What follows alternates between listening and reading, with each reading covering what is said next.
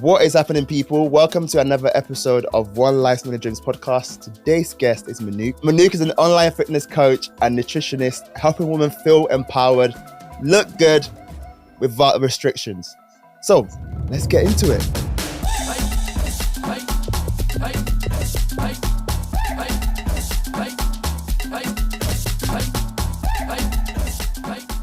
How's it going, Manouk? Welcome to One Life Many Dreams podcast. It's all good. I'm so excited to be here. I'm so excited to be a guest on your podcast. Thank you. Thank you for your time. I really appreciate it. And obviously, me and you go way, way back.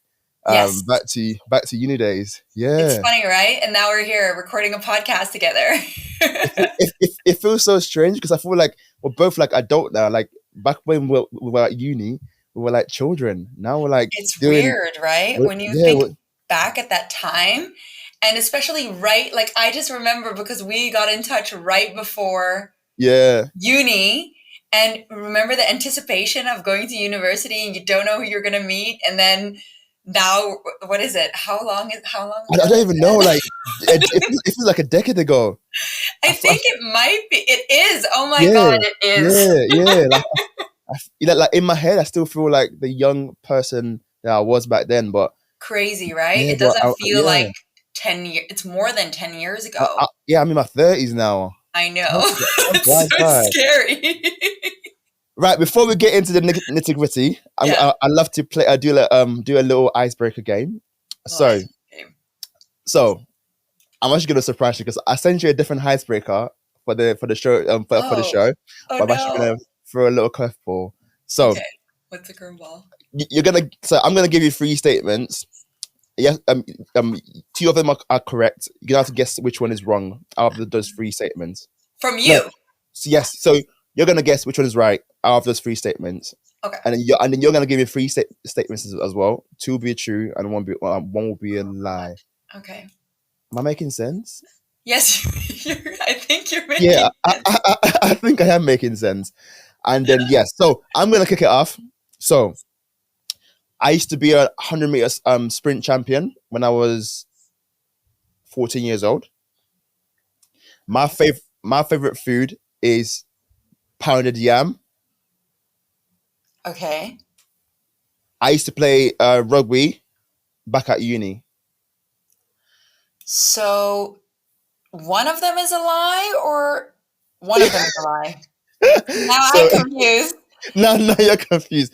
So the idea of the game is I'll give you 3 statements. 2 are true and one is a lie. Okay, so you have to guess which is a lie. Yeah. There we go. I think rugby for sure is true. Yeah. Yeah. See, I don't know. The other 2, maybe. Did you want me to remind you? No, but I know it was your favorite food. Yeah. What was your favorite food again? Pounded yam. Pounded yam? Yeah. Oh. Okay, so sprint is a lie. Wait, are you ready for the answer? Yes. All right. The actual lie is rugby. Really? Why did I think you played rugby? No, I didn't play rugby. I played football.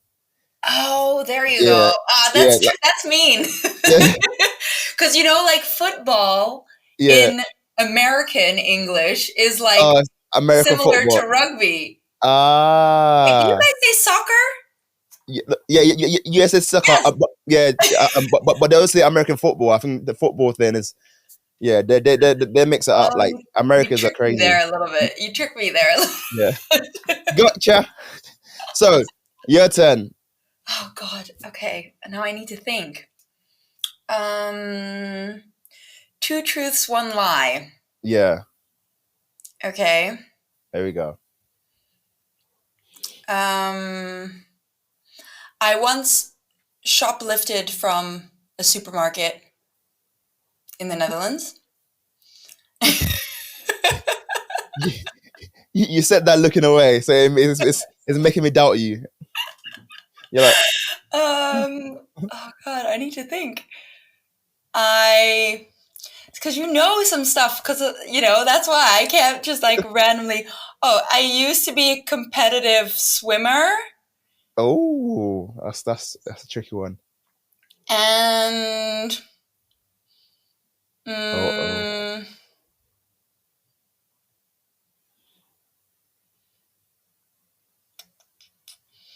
I lived in North America.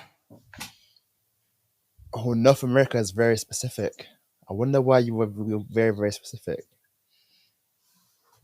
So you used to be a swimmer. You used to what was the first one? I shoplifted. Shoplifted. The first one's a lie. Shoplifting. No. You bad girl. Oh, are you stealing a protein powder? No, I stole Oreos and chocolate. Priorities, right? I scanned one and then took the other. I got caught though. I got caught. Yes. Oh, fair play to you. Right, Yes. right. Let's get straight into like myths and debunking some fitness myths. Okay, let's do it. I love that. So, like, when you think about the like fitness myths, like what comes to your mind? Like, what are the biggest one that biggest myths? Yeah. Okay, so there's a bunch because there's so much misinformation on social media out there. Even when we were younger, I don't know where you got your information at the time, but when I first started, I mean social media wasn't that big of a thing yet. It was sort of growing, right? We had Facebook. Yeah. And then other than that, magazines. For the girls, at least, I was looking at magazines. I don't know what, that's an interesting one. I don't know where guys got their information. I think it was like Men's Health or like bodybuilder.com. I feel like I lived on bodybuilder.com. Yeah, so funny, right? That's where you get your information. And now you're just being bombarded with all sorts of information. So one of the biggest myths is that you need to be sweating more, working harder, doing more extreme workouts to get better results. And it's a bit nuanced because it depends how you look at it. So if you look at it, yes, you need to, I'm sure you know, because you're totally into fitness as well, and you've done bodybuilding yourself, right? Yeah. So when you look at training, so many people think as long as they sweat and they feel completely destroyed and exhausted after a workout, it must have been a successful workout. Yeah. And that's a myth because it's not. Just because you basically can't walk or you're destroyed after a workout doesn't mean that it was a successful workout. Because if you're not using the methods correctly to get the right effect of your workouts, then you're not going to get the better results. So if you're doing multiple classes a week and you're exerting a lot of energy, doesn't mean you're going to get the better results. And I had to find that out the hard way, where I used to train 2 hours a day. And this was even with a structured workout program. And I was exerting my body so much that I thought that I must get the results that I wanted. But I was getting the opposite because my body was so stressed out and it didn't have time to rest. So it didn't, I couldn't get the results that I wanted. So I think that's a massive myth that people think they need to be basically collapsing on the ground before an exercise or a workout is effective. And I used to think that too. I would force myself through things that I thought were going to get me better results, but in actual fact, it was giving me the opposite effect. I don't know if you can identify with that. Yeah, so I feel like muscle soreness. A lot of people confuse it with like pain. DOMs and all that. You know, I feel like if you do a leg day, you do like you can walk the next day. Everyone's like, "Nah, did you actually work out, or was it you know like what happened to the DOMs?" Exactly. So, like, can you clarify for me, like, the difference between like DOMs and is DOMs actually important? Like, do you need to feel the soreness in your muscle to make the gains? So no.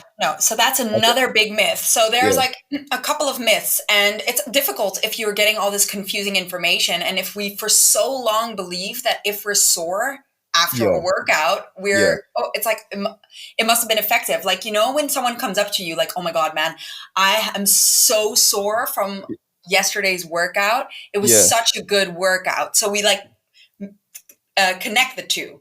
So you're like, okay, I'm so sore, so it must have been a good workout. That's not the case, because when you get more advanced in the gym, and I'm sure you know this as well, your soreness starts to go down. And that's because your body starts getting used to certain movements. So all soreness is, so the soreness of a muscle is basically your body feeling a different stimulus. So if I go, okay, I've been running for a bit now, so I'll be used to that. But if I haven't ran for months on end, so for example, when I was competing or getting ready for my bodybuilding competition, I was only doing weight training at the time. And then I added in running because I wanted to burn more calories. And the first time I ran, I was so sore. And that is not because that was so much more effective than my other workouts. It's because my body was not used to that stimulus. So that's why my body is sore. So if you're going to the gym and you're following a workout routine and then you switch something up, so you train a different exercise or you train a different muscle that you've never trained before, you're going to feel sore because your body is not used to that exercise. So it has nothing to do with whether it was a more effective exercise or not. And to go even further, when I did my personal training degree, so my certificate, we actually experimented with this. And that's why I loved doing this degree that I did. And I think practicality of things, that's how you learn stuff. And that's how things click in your brain. If you're just reading it in a book, that's great. But like, bless you. Yeah, thank you.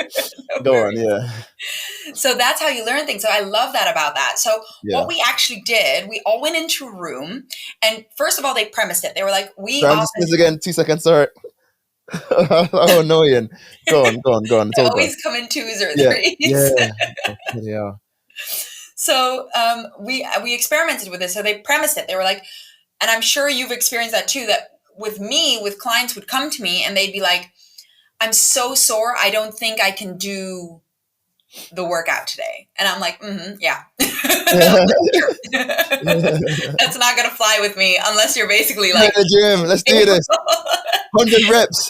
That's exactly. Get down and do them. It's like, we tested this. That is no excuse. So basically people equate that to not being recovered, first of all, and to a good workout. And they don't. That doesn't apply. So they tested this with recovery and how good your workout was by what we did. We went in and we did as many push-ups as we possibly could. And then we did different types of push-ups. So with a lower, what is it called? Like slower reps. So slowly going down and slowly going up. And then we did all kinds of push-ups. And then they were like, okay, so write down how many reps you could do of these push-ups. And then the following day we came back and they were like, okay, we're going to do the exact same thing. And some of you are going to be sore from the last session and some of you are not. And we're going to see if the soreness had any effect on whether you perform better or worse. So we did another set of push-ups in the room, all of us. And to my surprise, I could do more push-ups than the day before, even though my upper body was sore. So it's no measurement of if you're recovered or not. And it's not a measurement of if your workout was good or not. The only way you can measure if you're making progress is if you can lift heavier, if you can do more reps, if you are excelling at your workout, if you're getting stronger. And then it's a good workout if you're progressing in that matter. So soreness isn't a good metric to measure progress. There are other variables that you need to look at if you're getting 100%. Stronger. Soreness is just your body responding to a new stimulus.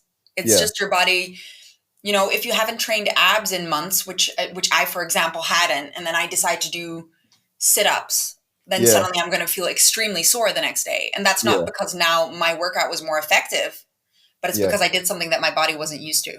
Something new, So let's go into the myth that bodybuilding is a healthy sport. And bodybuilders you see are the most healthiest people. No, definitely. What's new about that? I'm sure you also have thoughts on this. So basically, this goes into like, if you look fit, you must be fit, right? Yeah. That's a complete lie. So when I was in my bodybuilding competition, some of you may have seen pictures of me from then, or, I was extremely ripped. Like, I had no fat on my body whatsoever. People, like, it was impressive. Like, I'm not trying to blow smoke up my ass, but it was I look good, yeah. Go enjoy the pictures. It was impressive. It was crazy because you don't see women like that very regularly. Like, my fat percentage was extremely low. You could see literally all my muscles, like all of them. And I was impressed with myself, but I can tell you now I'm so much healthier than I was back then. And that's because bodybuilding is an extreme sport. And I believe that any extreme sport isn't necessarily healthy. No, because you're putting your body through extremities. Is that the way you say it? It sounds about right to me. I'm not English, so that's fine. I'm like, am I making up words? I was editing my previous podcast. I was like, I think that's not a word, but we'll go with it. It is now. So you're putting your body through extremities, and it's like they even like say it's like how do you say that in English? Like where they're presenting like livestock for you to buy. That's how people sometimes talk about bodybuilding, because you're just showing off what you look like, right? Your skin and what you look like and what you've achieved and how well you've done. And it's a judge sport, or that's how they say it in Dutch. The judges decide whether you're good enough or not. So it's nothing to do with performance, I guess. It's more with what you look like. So it's extremely unhealthy because you're going through very extreme stages, and it depends, of course, who you have as your coach. So with bodybuilding, you have to follow an extreme workout regime and an extreme diet. And the aftermath of that is, I think, the most dangerous part, because you get I don't know how you experienced it, but for me, it was, I like challenges. So I really challenged myself, and I've learned so much. And I honestly believe that if I didn't follow this path, I couldn't coach women the way that I do now. But that doesn't mean that it was a healthy thing to do. Like, for your mental health, it's very extreme. For your physical health, for your hormonal health, everything it's very unhealthy. Because if I take you to the diet that I was following a diet of baby porridge in the morning with protein powder. Yum. That was my treat. That was like like the highlight of my day. And then 6 times a day, 100 grams of fish with 200 grams of veggies or something like that. And when you calculate that, I calculated it like later on, because I was like, hang on a second, this is so extreme. Like, why do I feel so? There has to be a different way. Like, I was going crazy because I was doing this for months on end. And I was like, I can't live like this. But then I was also addicted to how I looked. That's the one. I was really addicted to my veins popping, to seeing all my I was addicted to it. I was obsessed with how, like, it's terrible, but I was like obsessed with it. And that's the danger. You go down this path and you don't want to lose that. So you stay on this extreme sport, but at the same time I had no social life. My hormones were gone. They weren't functioning anymore. So if you want to get into my menstruation wasn't working. So, what do you mean that wasn't working? Like, how does that work? Like, it just stopped. Like, it stopped. Wow. Yeah. So it stopped. And I met a girl that was also competing, and with it, like, my coach was like, he was figuring it out with me. So I don't have anything negative to say about him at all. So we were doing this together as a project together. But his oops, did you hear that? Was that okay? Yeah. Oh. Is that your coach knocking? Yes, maybe. Like, message, like, don't mess with me. But then there was another coach going around, and I met a girl, and she was so messed up because I seen her. She was super skinny. Apparently, her menstruation was not working for 13 months. So that's more than a year. 13 months? And, whoa. Yeah, and she was still, I could feel it in her energy. She was like, after the competition, still eating in quite a calorie deficit. So it's like she was saying that she was eating 1,700 calories, but I was like, I'm not buying it, because you don't, like, there was no aftercare.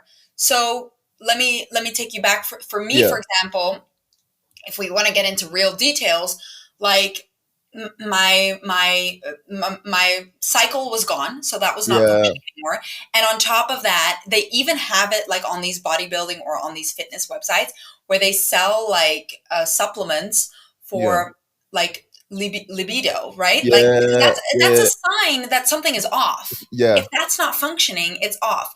And another sign is I could not think of anything other than food. When I was going to get my next meal, and training. And when I was in a social circle, I couldn't speak about anything other. I thought nobody can understand what I'm dealing with right now, and nobody can identify with me. And I could only think about training and nutrition, nothing else. Wow.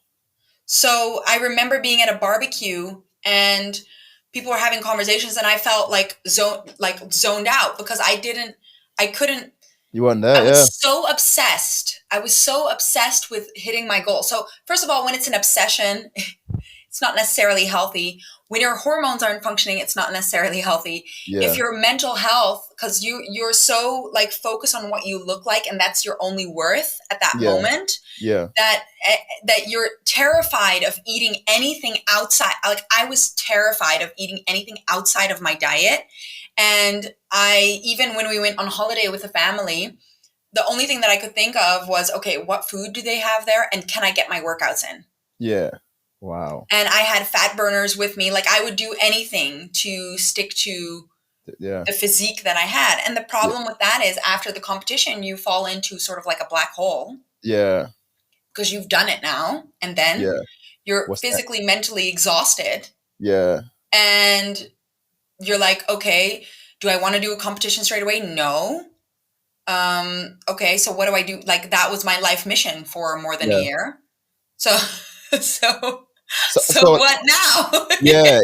Like I feel like post competitions, it's actually more challenging than when you're prepping. Way more. Yeah, because then you're thinking, I can't go back to what I used to look like now.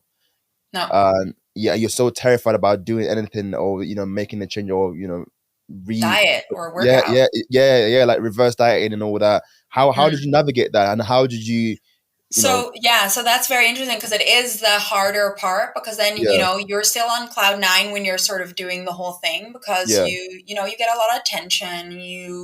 You're achieving something crazy. And I'd also like to premise, like, I was all natural, like 100%. I didn't because there's a lot of stuff being used in the bodybuilding world.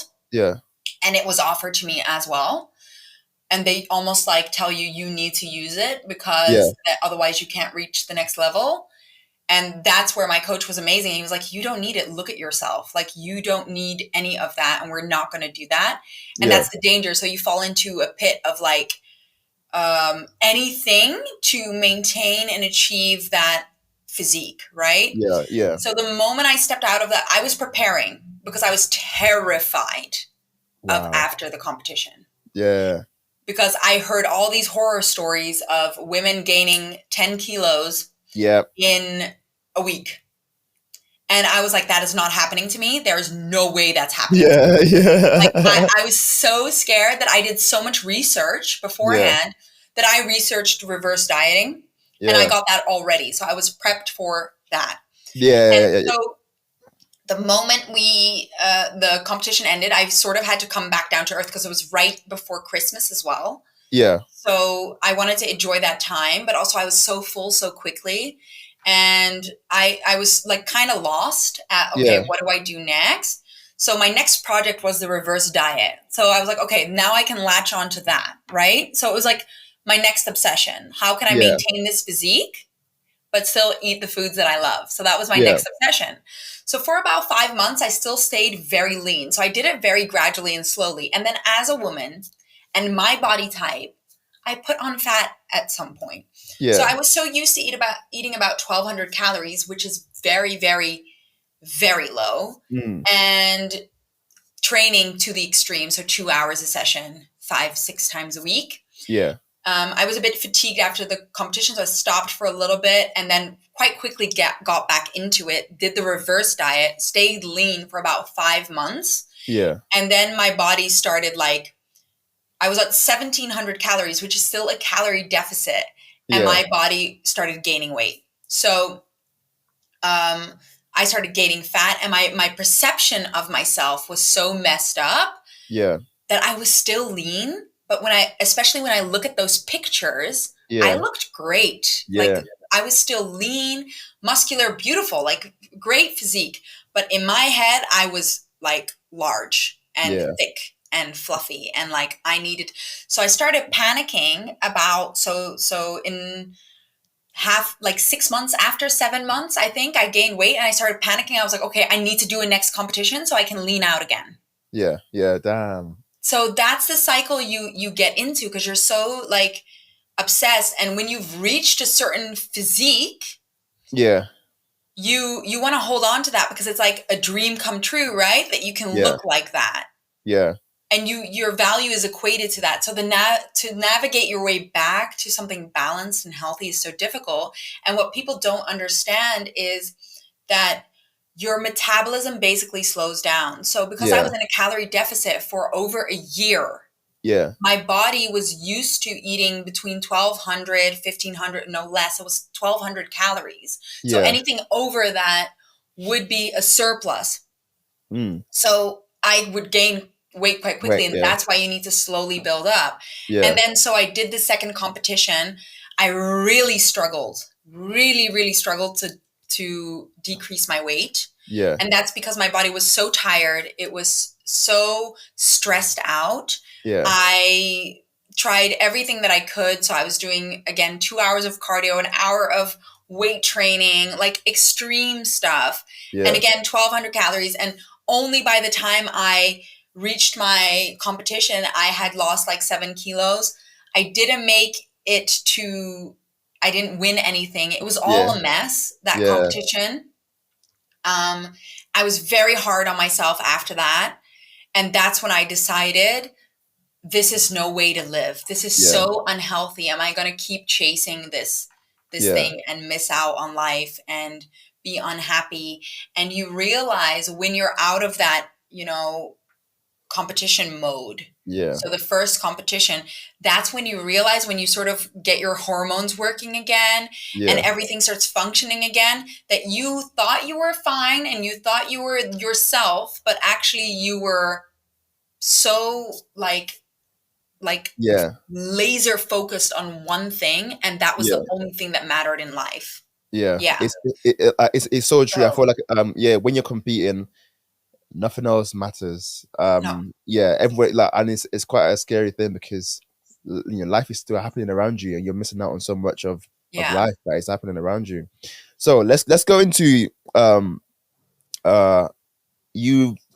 post competition. Now you had this pivotal, you are at this pivotal point in your life, and you said to yourself, I'm gonna start enjoying myself and start living my life. What did you do after that? How did you reintegrate, and then how did you find balance post competition? That was a hard journey. I'm not going to lie. It was very difficult, because when you've reached, like I said, when you've reached a certain physique, and I'm sure you can also understand that, having been through it yourself.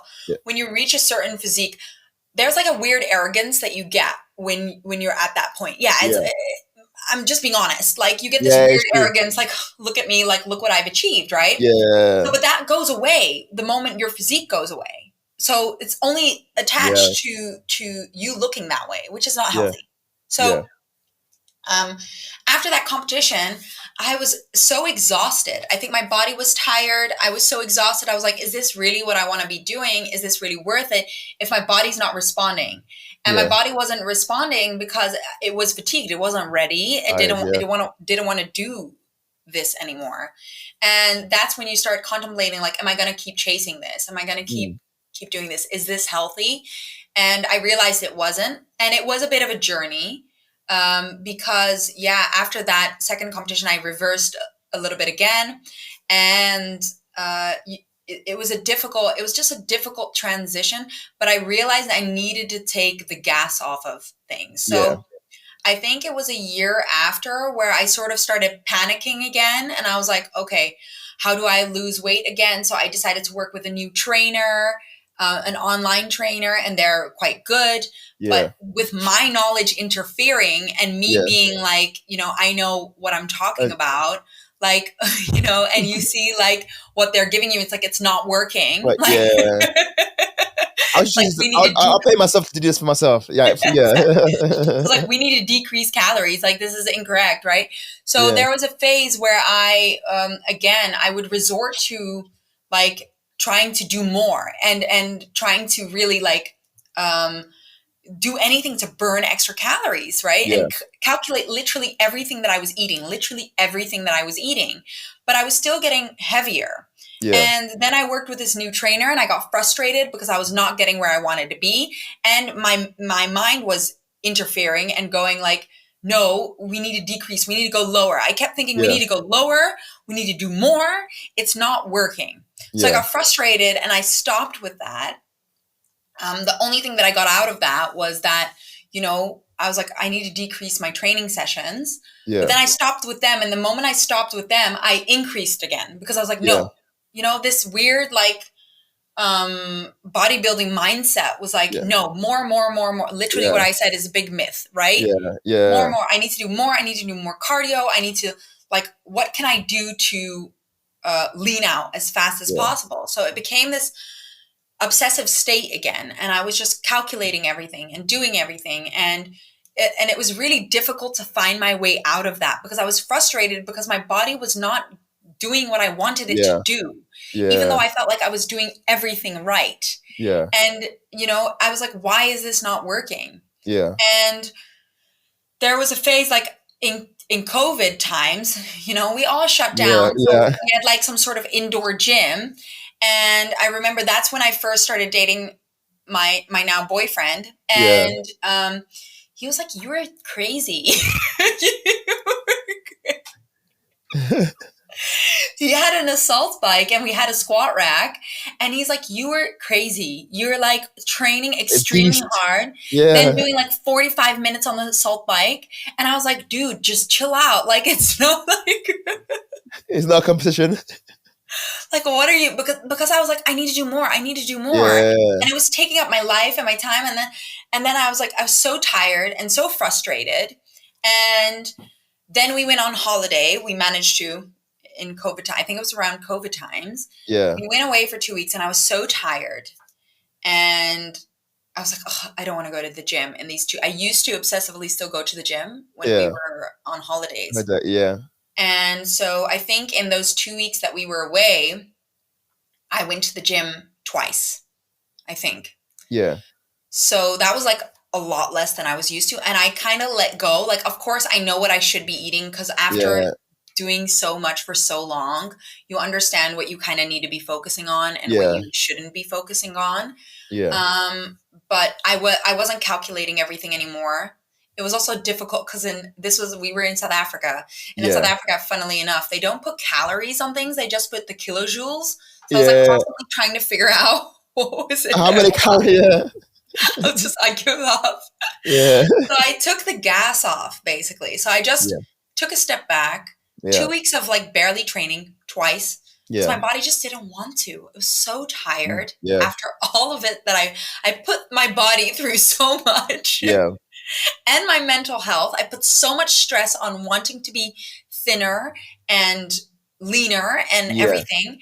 And as we were walking on that holiday, I think around the end, my boyfriend turns to me and he goes, babe, you lost weight on this holiday. What? And then something clicked in my brain, and I know people had been telling me, maybe you should calm down, maybe you shouldn't do so much, but it's so here, it's so like, in your no, but I brain, shouldn't be, it doesn't make sense, I should be doing more. But that's when it sort of clicked for me, and I was like, yeah, my body is like basically giving me the middle finger and going, no, F you, take a break. Let me rest. Let me rest. I don't want to do this. I'm so stressed, it can't flow. And it's like when you put so much pressure on something, it doesn't work. It doesn't function. True. And ever since then, I really created a path. Like I had to really work through it myself, where I started to accept that less was better for me. That I didn't have to go so heavy every time, that I didn't have to be so extreme. And ever since, I don't like track everything that I eat. Like I mentally keep note of what I'm eating. I sort of intuitively feel, and I feel like I need to track it a little bit just to see where I'm at. I do. Yeah. And ever since, I slowly tapered off to 3 strength training sessions. Like it took me a while to get there, 3 strength training sessions a week, and then just some cardio here and there just to switch it up, not necessarily to burn extra calories, but also to stay active, because it's just important to stay active. But just to switch it up, because you get fatigued after years of weight training. You want to do something different, you know? So yeah, and that's when I really realized, like, and that's when I felt like, you know, it really clicked for me, even though I may have like consciously known it beforehand. But putting your body through so much stress is going to give you the opposite effect of what you want it to. That makes sense. To do. And it's always when you first start out with something, with working out and weights, your body's going to respond quicker in the beginning, the first time, because it's not used to it. But then after that, it gets hard. And that's where, in bodybuilding especially, you really need a coach, if you're ever going to do it, that is going to take care of you afterwards, and also mentally. Because it's not easy to go through that. The process is just as important as the actual competition as well. It might be more important. Yeah, even like with training as well. Like, you know, training is just, recovery, rest is just as important as training. It is. It is so important. Yeah. So let's go into like obviously your online coach.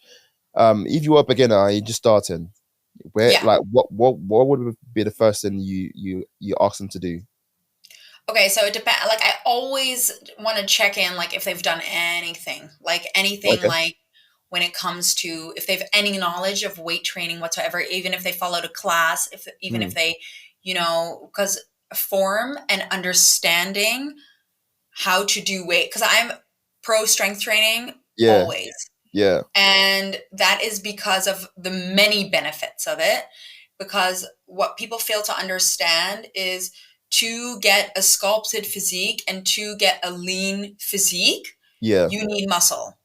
So, and the only way to gain muscle is to do strength training. And all these classes that you're following, the majority of them are more like cardio classes. So even like a body pump or any of these booty building classes, a lot of the time, I'm sorry, I'm not a fan.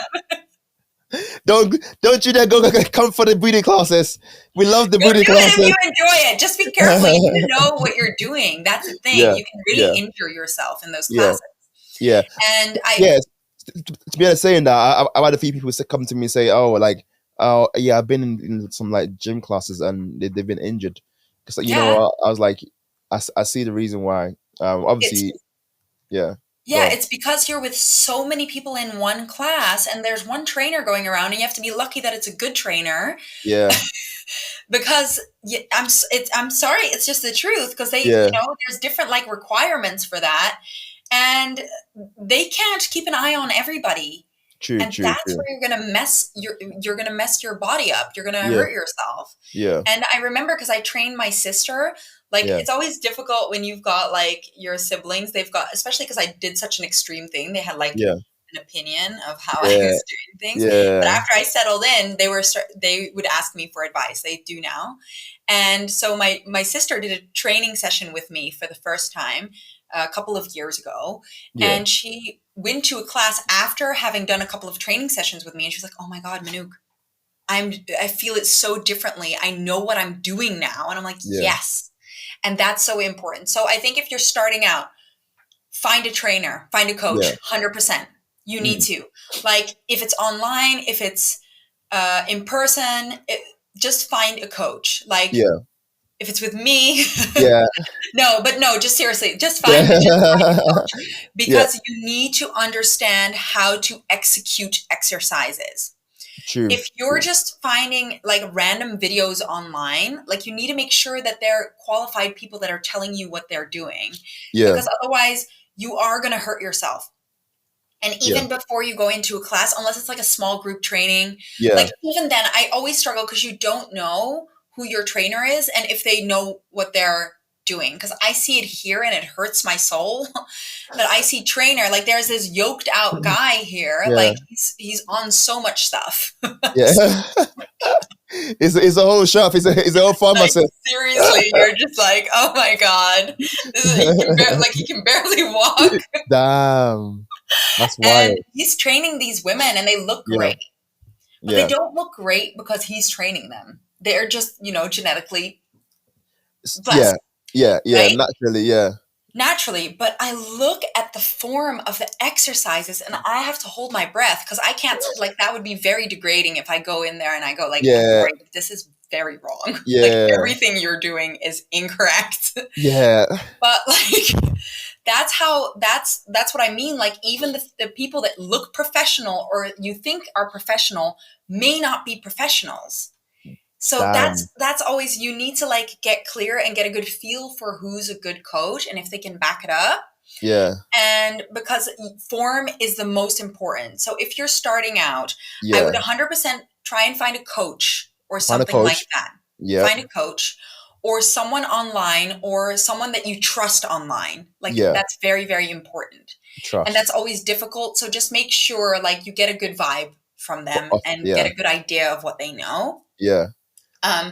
Because again, there's also a lot of fakery online. So you just, that's why it's so difficult, right? So just be sure that you know what you're talking about, or go to one of the coaches there and ask if you're doing something. If you're in a gym, ask if you're doing it correctly, and then get a good feel if it's right.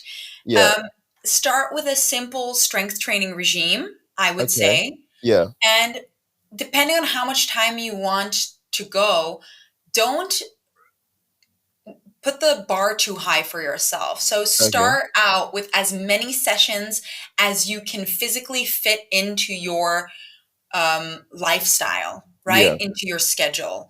So if that's 2, if that's 1, if that's 3, start there and work your way up. Makes sense. And make sure you have a structured workout routine. So make sure you have one routine that you are practicing over, and 1 or 2 routines, depending on what your goal is. So you need to get clear on your goal, what it is that you want to achieve. Find a strength training regime that suits that goal. And then schedule in the time that you know for a fact you can go to the gym.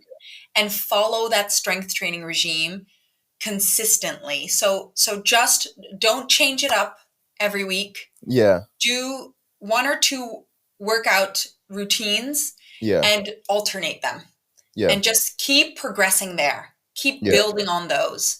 And then once you've got that down, start seeing if you can advance yourself here and there. I love that. Obviously, nutrition is very important when it comes to gaining muscle, losing weight, losing fat.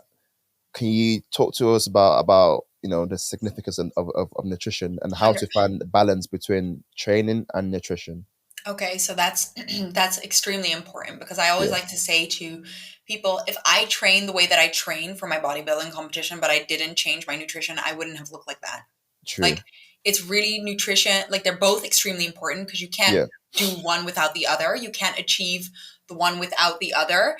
Yeah. But nutrition is extremely important. And there again, anything that's extreme is not doing you any good. Yeah. So any juice cleanses, crazy detoxes, crash diets, don't. Just steer clear from them. Yeah. Because you might get results in 5 days, but you will rebound 2 times harder after that. Yeah. And that's because, like I said, in my bodybuilding competition, it was very difficult to get back to a place of balance after that, because my body was holding on to literally everything. And that's because your metabolism slows down. So if you're following, it is reversible. So it's not like how people think it's starvation mode. Starvation mode is something different. Yeah. And it doesn't exist. It's not a thing. What actually happens is your metabolism slows down. So steer clear of any crash diets or any extreme diets. It's not going to do you justice, because it's not something you're going to stick to on the long run, and it's going to give you quick results that will not last. They will actually make it harder for you to get lasting results afterwards. So don't worry if you have already. Just now start back at the beginning. And I would really say, try to find out where you're at right now. So if you're trying to, this is what I coach on actually so this is a little nugget that I'm giving you now. Ooh, free nugget. This is what we do in my membership. I ask them, see where you're at right now. Yeah. So are you gaining weight at the moment? Are you staying at the same weight, or are you losing weight? Yeah. So based on that, you will know if you're in a calorie deficit, in a surplus, or at maintenance. So if you're gaining weight with the amount of food that you're eating right now, I would say grab an app, just log literally everything, and be honest with yourself, because you're not doing anybody you're not helping yourself out if you're not being honest. Yeah. So any oil that you're using, any extra little nuts, because they're like sneaky little things. Anything that you eat or drink, plug it in there. See what you end up with. And if you're gaining weight, you first of all might be surprised how many calories you're getting in throughout the day, even though you feel like you're eating a small amount of food. Less, Plug it in, see where you're at. And then if you're gaining weight at this level, reduce it. Reduce the calories by 200, 300, 400. Yeah. And you will start losing fat. And if you're at maintenance, same thing. Just reduce it. See where you're at. If you're losing weight and you want to gain weight, then again, just slowly start adding in calories. And just slowly increase them. And for men and women, it's a little bit different. I think with women, because we store fat more easily than men. So I would, if you want to gain mass, then I think just slowly increase the calories and sort of see where you're at. And then most importantly, and I repeat this so often in anything that I say, protein intake. Protein intake is key. I think there's always this debate on it. No, it's key. We need protein. And I would take depending if you're in pounds or in kilos, take your weight in pounds times 1, and that's the amount of protein. So that's how many grams of protein you should be eating. If it's in kilos, times your weight by 2, and around that many grams of protein you should be eating. So try to calculate it like that. And you'll be surprised if you increase your protein intake already, just starting by doing that. You'll be surprised with how much result you'll already get with that. I have one of my members. She didn't do anything other than increase her protein intake, and she started losing weight. So she didn't do anything else. So it doesn't need to be extremely difficult. You just need to be clear on where you're at and just make sure what macros you need. And you can still eat everything that you love, but you just got to balance it out depending on what your goal is and focus on your protein intake. I love that. So that's the key. So I hear this a lot. A lot of women they at the gym, they say, "Oh, I don't want to look muscly. I don't want to." So what? I wonder what your thoughts are on why women should train. Why should women should strength train? Okay, so There's so many reasons you should strength train because women are, first of all, very scared, right? Because men aim to get bulky, right? So it's like a scary thing. It's like, oh my God, I don't want to get large. First of all, it has to do with your genetics. So you're not going to instantly just become like large. Does not work. It's hard. It's hard. It's hard for men.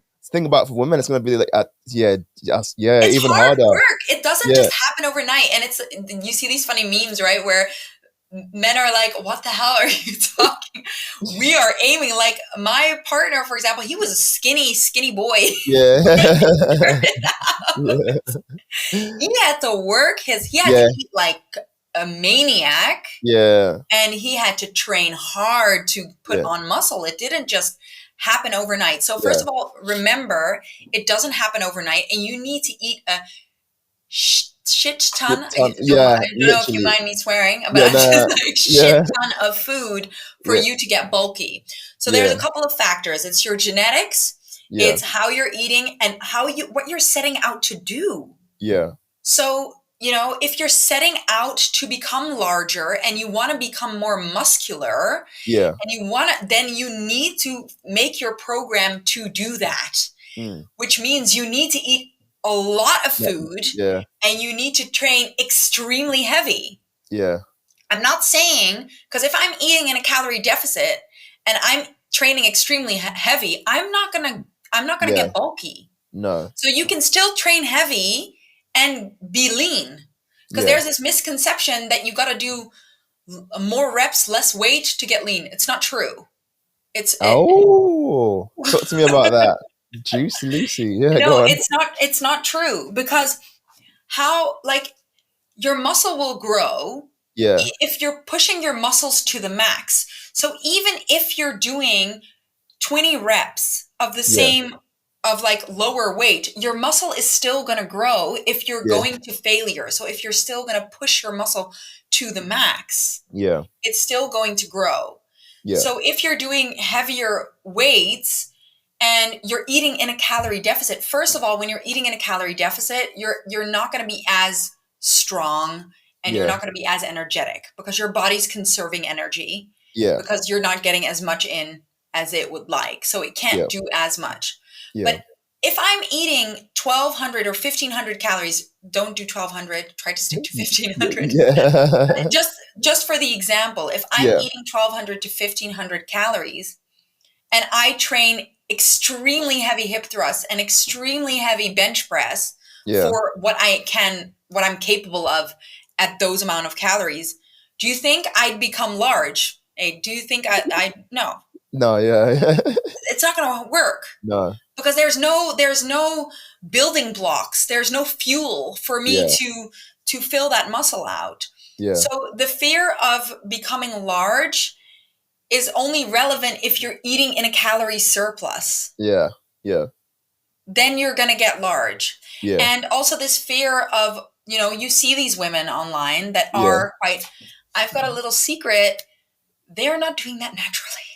No, exactly. It's I'm sorry, but it's not natural.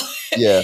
A woman won't look like that. And this fear of becoming like muscular large, it's also like if you feel like your muscle is becoming too large at some point, you take a step back, you just take one training session out. Yeah. There you go, you're fine. But you're not going to look like Arnold Schwarzenegger. You're not. It's hard work. It doesn't just happen. You need to set out to do it.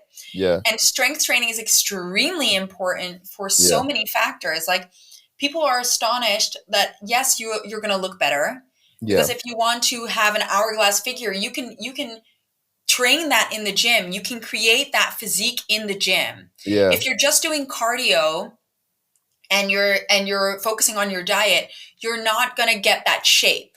You're just going to lose weight. Yeah. And so when you just lose weight, you're not going to get a sculpted body. You're not going to shape your body, because it's basically like molding your body when you gain muscle. Yeah. And you can decide what you want to focus your attention on. That's the beauty of it. Exactly. And So that's the aesthetic part of it. And then people are astonished with how many other things are better when you do strength training.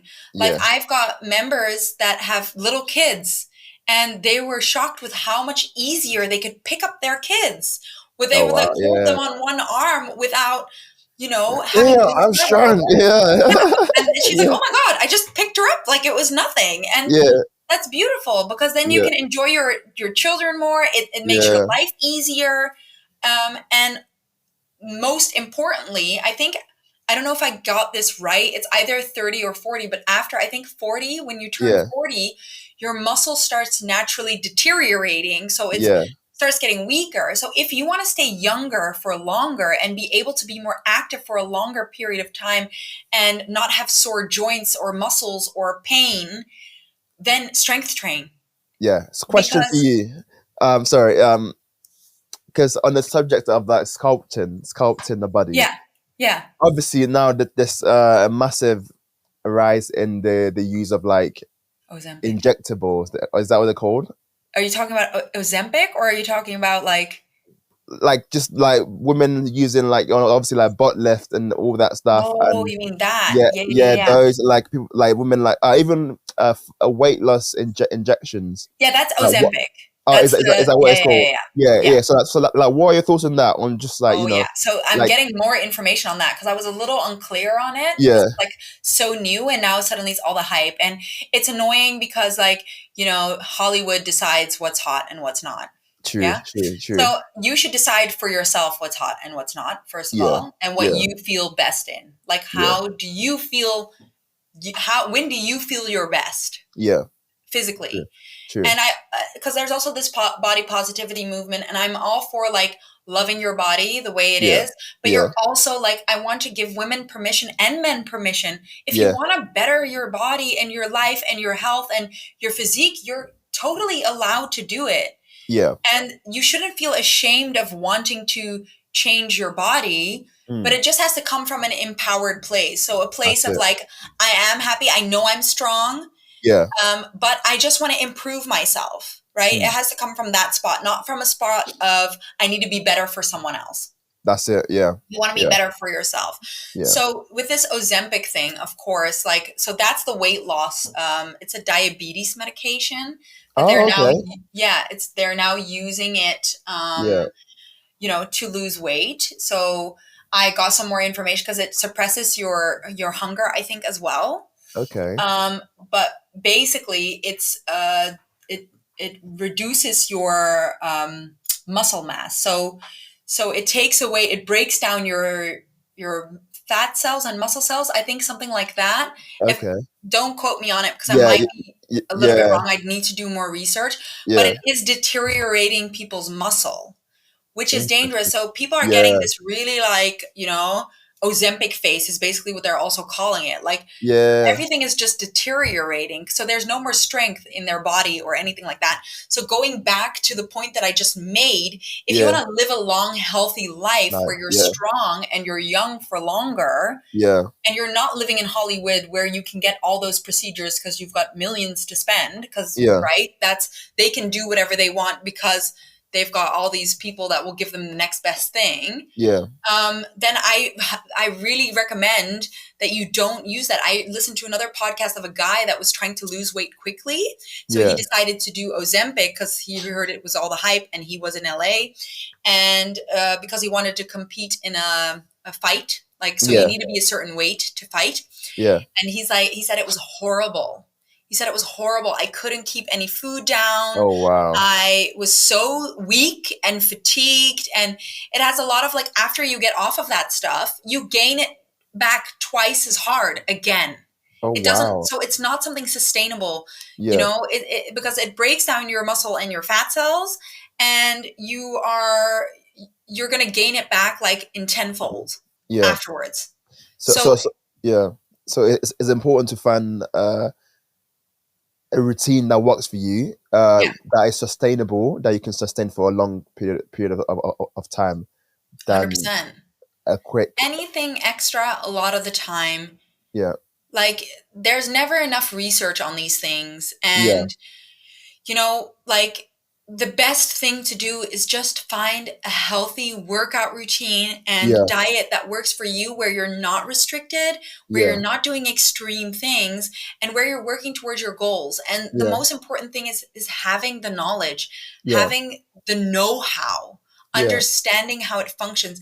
I think I became so much more free in my diet, in my training, in everything, once I understood the know-how, like once I understood how it all worked, because otherwise you're just doing random stuff. Like even in uni times, I remember reading in a magazine or somewhere that eating more than one egg was going to make me gain weight. So I was like, oh my God, I can't eat more than one egg. Did I have my egg today already? Like it's just, and it was based off of nothing because I read it somewhere. Yeah. Now Eddie's telling you to eat about 1 billion eggs. or eat 1 billion eggs. Honestly, anything that's extreme, a lot of the time is not the best way. So you need to find something that works for you. Eat enough protein, and find a workout routine that is wow, my brain couldn't think there for a second. Braining. I had a little glitch there. Glitch. That is exactly programmed to what you want to achieve. So you need to get clear on what it is that you want to achieve, and then you need to work on that. I love that. Yeah, that's what you need to do, and that's what I coach my people on as well. And that's literally what I do in my I have a 5-day challenge that I run, or 5-part challenge. I have it on automatic now. And anybody can literally join to get a taster of what my coaching is like, first of all. And you get 5 really important steps to start transforming your body. And we cover everything from setting your goal to staying consistent, to setting up your workout routine, and to what you need to do in nutrition-wise, and how you can start implementing that. Where can people find that and join the challenge? Yeah, so you can join the challenge. I mean, if you can link it in the show notes, that would be awesome. Because it's a long of course. URL. It's like academy.nouksfitness. My name. And then am I saying that right now? /join-challenge. So it's okay, but if you don't know how to spell my name, then it's going to be game over for you. So don't worry about it. If you listen to this, it'll be in the show notes, or it'll be on, if you're watching this on YouTube. And I always have it in my Instagram bio and all that stuff as well. So what's your Instagram? It's Manouk Vink. It's just my name. MAN. Yeah, well, you should just type it out, because otherwise I'm going to be spelling everything the whole 10 years later. Okay.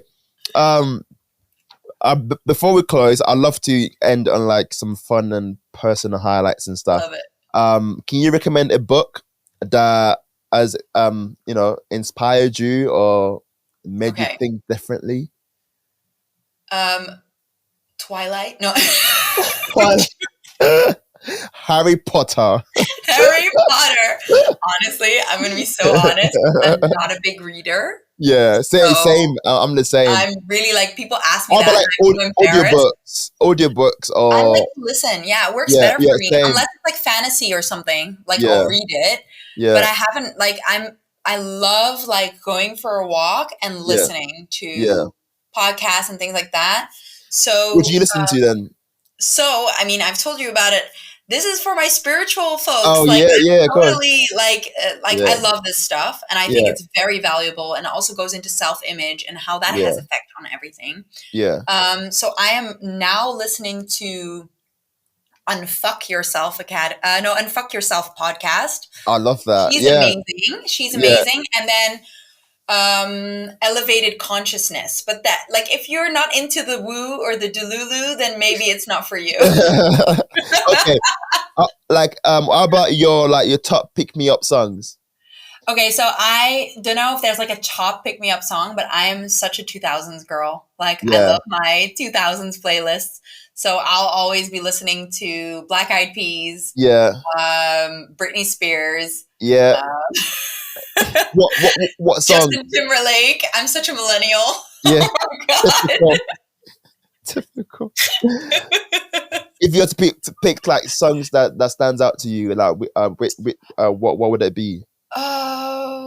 That's so hard because I really like the playlist. Yeah, So 2000 there's playlist. one that I can't think of right now. It's that I really love, but I can't think of it. It's good something. I need to find Something. it. Yeah, think about it. But yeah, it would be like 2000 playlist. I think like yeah, anything 2000. So I also love like Black Eyed Peas. Always just Yeah, really like yeah, gets me like shut up or like my humps or any of yeah. that or There you the go, Black Pussycat Eyed Peas. Dolls or any of that. And then, if you can give one piece of life advice, what would it be? I think just shoot for the stars always. Oh, I love Always that. shoot for the stars Yeah, I love that. because I think, you have one life and it's so not worth wasting it on Yeah, not believing in yourself. And that mm, comes to so many like it's not just when it comes to your fitness goals because I think people hold back there. People yeah, are scared of success because they think yeah, they have to um uphold a certain like lifestyle if they do yeah. that. You Standard. can create your life the way Yeah, you want to create it. And people that don't believe that, it's because you are holding yourself back because you yeah, can. yeah, And even if it seems hard now, there there is nothing the universe will work in your favor if you start shooting for the stars and doing what you love and following your dreams. yeah. I love that. I love that. Yeah, 100%. Where can our listeners find out more about you? And is there anything else you'd like to share with us before we close? So they can find me on Instagram mainly. I'm very active on there. So that is my main platform. And Yeah, the same name is for TikTok. So it's just yeah, Manouk Vink. It's my full name. Then you can yeah, find me. I yeah. have my own podcast that I started recently. Yes. And Aid is going to be a guest on there as well. So I'm excited for that. And it's called Nouk's Fitness Podcast. So it's the last part of my name, so it's Nouk. So anything with Nouk is Nouk. So that's the last part Yeah. of my name. Nouk's Fitness Podcast, and then also again www.nouksfitness.com. You can find all Amazing. my free resources. Why Why does this happen? My brain goes faster than my mouth. That's Yeah. the problem. Can't keep up. Can't keep up. That's the excuse I'm using. Free resources are all there. So I've got a bunch of free resources that you can find there. Amazing. Try say that Yeah, fast. yeah. Free resources. Oh yeah, blah, blah, blah. Yeah, I'm not gonna try that. No. Game over. And my workout programs and coaching, it's all on there. My membership, anything about me is on there. And that's just www.nouksfitness.com. So anything with Amazing. Nouk's Fitness is me. That's your gal. A gal nukes. Yes. Not the terrible nukes, but No, that's kind of the play on words. If you look at my logo, it's supposed to be yeah. Oh, but like in like a positive way. Yeah, like your fitness, but yeah. It's like it shouldn't be taken negatively. Like you're the bomb, you know? Yeah, you're the bomb, the girl. Yeah, I love that. Exactly. Well, Manouk, thank you so much for your time. Thank you for your insights, and yeah, hopefully people come find you, and they learn more from your journey. And I hope, I wish you all the best going forward, and I will speak to you soon. Same to you. I Peace loved and being love on this podcast. Yeah, Thank you so very much. much. Ciao. Bye.